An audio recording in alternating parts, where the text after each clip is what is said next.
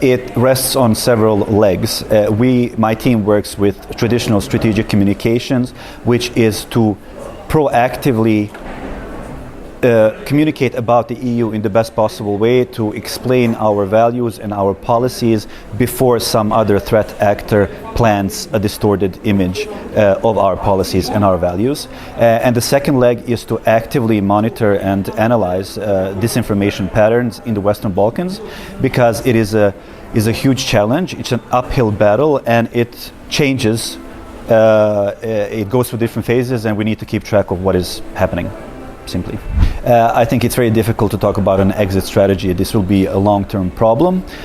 If there is any comfort in the fact that Russia does not actually have an ideology or a strategy, it is just there to spoil, to disturb, and to sabotage. And we will do our utmost to show this to people, and it will eventually, hopefully, become clear that Russia is here using the Western Balkan countries as a pawn in a bigger game, and it has no interest in the Western Balkan countries. That includes Serbia. It is only there to make things worse for its own benefit. That is the strategy of Russia, and that is what we are fighting against. The Chinese influence is in certain ways much more subtle.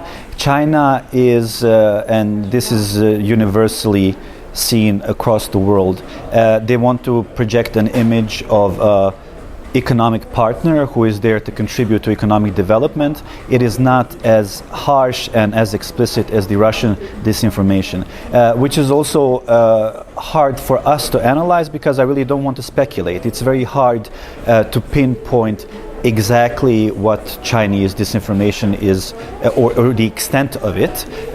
So I think when it comes to China, we're still at the early stages of trying to figure out what the end game is and how severe the problem is. But of course, China is an actor in this field as well.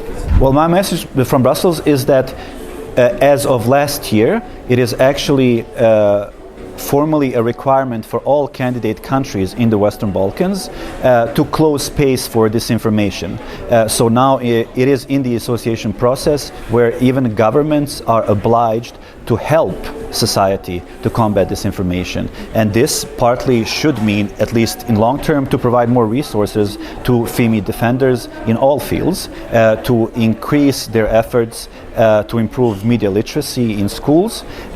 So it's a whole society approach, and everybody needs to be involved, and that includes promoting professional journalism, which means ensuring that professional, investigative, serious journalists have the best conditions to do their job.